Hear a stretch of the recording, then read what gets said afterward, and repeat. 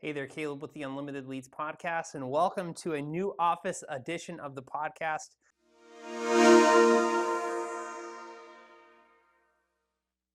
Today, I am talking about brass balls, the key to lead generation success.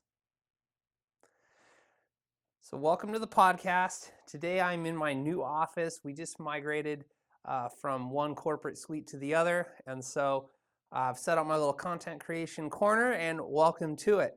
Have my notes physically taped on the back of my iPad Pro, which is serving as my camera person today. So we're a low budget setup, but my goal here is to deliver a ton of value and really share with you something that has fundamentally been changing the way I look at business and specifically lead generation, because the focus of this podcast and my training expertise is to share with you how you can generate interest and leads for your products and services. Specifically, how can you take a lead and turn them into a prospect, someone who is interested to buy, who they're qualified, they're ready to take that next step. And as I've been running my own lead generation and helping a variety of different clients do the same, I've learned a pretty powerful lesson that I wanted to share with you today. But before we get too into it, I just want to say cheers. Here's to your success. Here's to mine. So grab something delicious. Maybe it's a coffee, a cocktail, a Diet Coke, whatever your thing is. And let's just take a few moments and let's just hang out together. And I want to share with you why brass balls, and if you're a lady watching this, I think you can have brass balls too, are really the key to your success in business, and specifically success in generating opportunities online. So, cheers. That's good. All right. So, what do I mean by brass balls? So, I don't have any brass balls, but I have these brass coins, and listen to them. They're hard, okay? They are durable. They withstand abuse, okay? And when you're running digital campaigns online, I've learned that there's four keys to be successful. And if you don't have these in place, well, you're better off not even embarking in digital marketing activities, okay? The first one is, number one, you need to be 100% all in on your marketing. All in. Brass balls, like do or die, take no prisoners. We're burning the boats, we're taking the village. You need to be 100% all in. If you go 80%, 70%, you want to dip your toe in the water, you want to just try and see how things go, no, you've already failed. Scared money is lost money. And if you go in scared, like, oh, I'm going to lose this money on ads, or I'm going to lose this money, and this money's already gone, and I don't know how we're going to make it, and okay, I'll try this, or no. The first sign of resistance, you're going to quit. And yeah, you will have lost that money. So unless you are a 100% all in on your lead generation, your sales growth activities, which is the focus of this podcast, don't even try it. Don't even do it. Unless you are willing to invest time, money, attention, and to see it through the hard times, don't even try. It's like going to the altar, getting ready to be married, and say, we'll see how it goes. Well, that's how a lot of people approach it, but that is not the way to have a successful marriage. No, it's till death do us part. We are 100% all in on each other, no matter what. Okay? Same principle applies when you are doing digital marketing. When you're trying to generate leads through Facebook, through direct mail, through cold calling, through whatever the tactic and strategy, it doesn't matter. Unless you were 100% all in, don't talk to me. Because ultimately, you will give up and we will fail. And I don't like to be associated with failure. So clients working with me, you gotta be 100% all in. Everything else I can work with you with. I can work with you on. I can work with you on your budget. I can work with you on what tactics we implement. But you got to be 100% all in and committed. Because yes, marketing and lead generation does work, but unless you are focused and 100% committed, you're never going to get there. 2, the second principle of the brass balls principle. I don't know if I said that right. The second point to this concept of brass balls, blitzkrieg. All right. I am a military aviation history buff. I love it. I got it from my dad. I grew up watching History Channel, Discovery Channel, documentaries.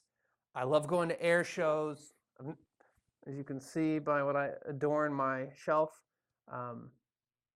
vintage airplane magazines. I love them, okay? And so recently I watched World War II in color, and one of the episodes was on Hitler's blitzkrieg method, okay? And this is not a glorification of Nazi Germany, not at all. But the principle of blitzkrieg, where he put all of his army's resources on the borders, he piled them all up there, and then he just went all in, right? He just like overwhelmed the opposition. He overwhelmed his enemy with resources, and they just, Poland falls, France falls. No one thought France would fall. France fell, folded like a deck chair. So when you put all your resources focused on one goal, you can literally take a country, right?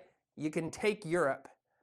The same principle applies in digital marketing. If you have a sales goal, if you have an avatar you are going after, you can't just launch a social media campaign or a one YouTube ad or something and think that you're going to dominate. No, you got to go all in on all fronts, okay?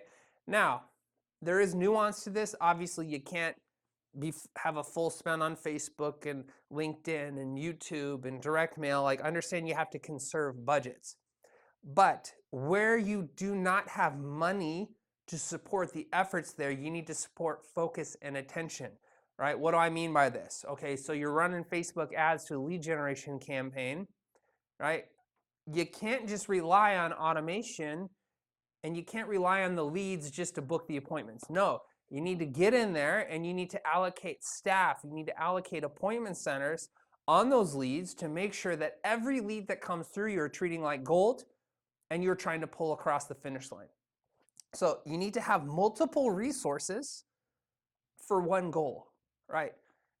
Because you have this synergistic effect with all your marketing campaigns. So it's not just Facebook, it's not just social media, it's not just direct mail, it's not just cold email, it's not just LinkedIn messaging.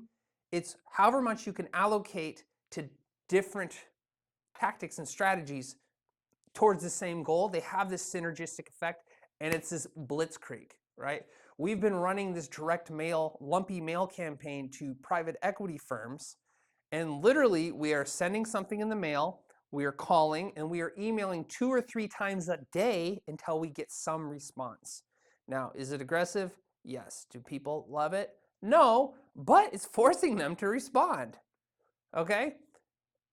And we are getting qualified no's and qualified maybes.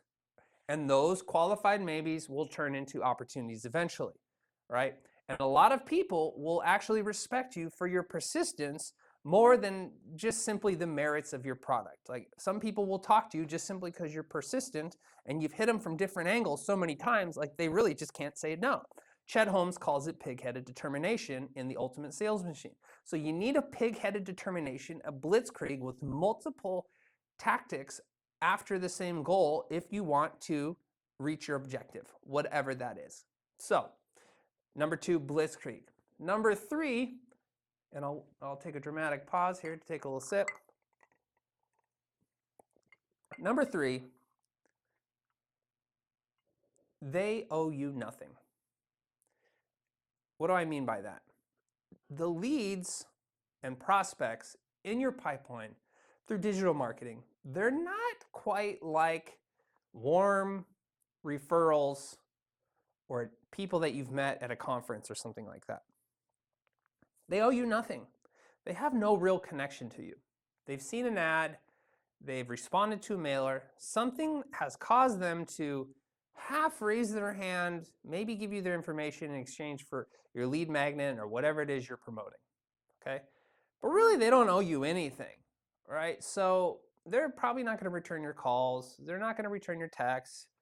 Like, they're just like, all right, show me what you got, right? It is on you to deliver value to them and show them and to prove to them that you have the solution to the problems that they have, okay? So when someone owes you nothing, the onus is on you, the business owner, investing in marketing, investing in blitzkrieg efforts, who are 100% all in. It's on you to deliver value to them and woo them and coerce them the same way as you are pursuing your spouse or your partner, okay? They owe you nothing. So that means you need creative follow-up, personalized follow-up, sending video messages, sending physical things in the mail, like touch points where they remember, and we are building up goodwill and a value debt where you have delivered so much value to them that they're like, okay, I at least need to call this person back, right? They just continue to add value in whatever way that you do, to the point where like they feel like they owe you something, like at least a phone call back or book an appointment with you or whatever, okay?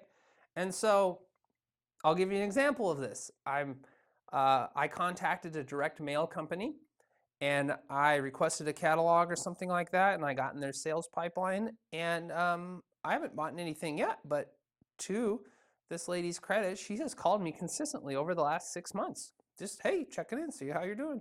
Like, I'm kind of now to the point where I'm like, oh, man, I really need to take a meeting with her. Right? I'm still not quite ready to buy anything, but I need to take a meeting with her. Right? She has been persistent. She has been polite. She has been helpful. She has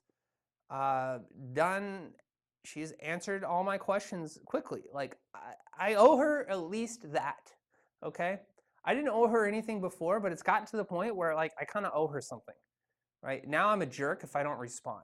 So deliver so much value in your follow-up nurture process that they feel like they owe you something, okay? When they start out, they don't. Unlike a warm lead or referral, like, you know, there's a mutual connection there. They feel like they owe it to the friend who referred you to show up to the appointment and actually act interested, okay? Cold internet leads, not the case, right? It is all on you. So stay persistent, use multi-touch points, stay focused, but remember, they owe you nothing, it's on you, okay? And then the last one, and this is probably the most important lesson that I've learned, is your job with people you are bringing in cold from the internet into your products, services, programs, whatever you're trying to generate leads and opportunity for, your job is not to do them any favors. What do I mean by that? Don't undersell yourself. Don't cut people special deals. Don't discount your products and services because they have some sob story or you really want to help them. Like, the way you are going to help these people the best, the most effective, is to actually charge what you're worth. Because if they are underinvested, they are going to be underinvested with their time and attention, okay? If you downsell them on a package lower than what they actually need to be successful, they're probably not going to be successful, right? Then you're going to have increased chargebacks.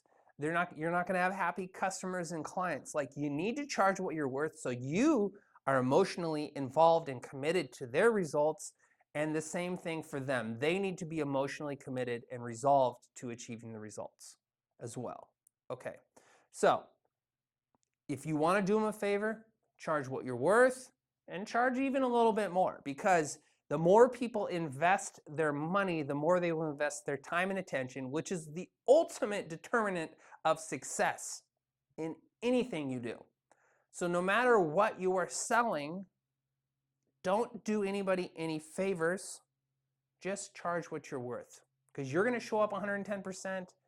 And if they put that investment forth, hopefully they'll put their money where their mouth is, or they've already put their money there. Now their actions will follow suit. So these are the 4 principles of brass balls I want to leave you with today. That unless you have them, don't even try and generate opportunity off the internet, because you're going to fail. And I don't want you to fail. So I want you to grow a pair, grow them quick, because the faster you do, the faster you can see results online. So thanks so much for listening to this. If you found any value in this, please like, comment, share, tweet, or repost or regram or whatever you're going to do with this episode. And I invite you to come to the next Funnel Flow Mastermind, where we can talk about lead generation success, or book a call with me and my team. So go to funnelflow.io. You can check out the mastermind. You can also book a call with me, and we can discuss creating a custom lead generation strategy for your business that is built on these 4 pillars of success, because I want you to be successful as well. So thank you so much, and I'll see you on the next episode.